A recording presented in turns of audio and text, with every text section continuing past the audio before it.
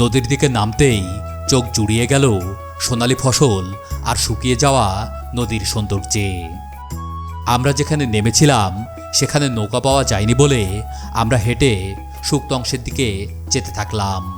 আমরা অবশেষে নেমে পড়লাম নদীর মাঝে। এটা নদীর একটা ক্যানেল চলে গেছে এই পাশ দিয়ে, মাঝখানে চর জেগে উঠেছে এবং তারপরে আবার নদী আছে। তো এখানটায় নৌকা পাওয়ার কথা, কিন্তু আমরা নৌকা পাইনি, যার জন্য আমরা হেঁটেই যাচ্ছি।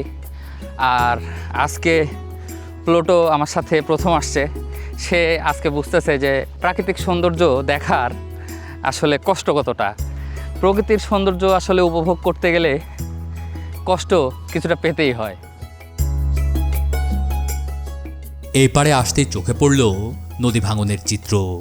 ভাঙা পাড়েই গর্ত করে কলোনি গড়েছে একদল শালিক পাখি।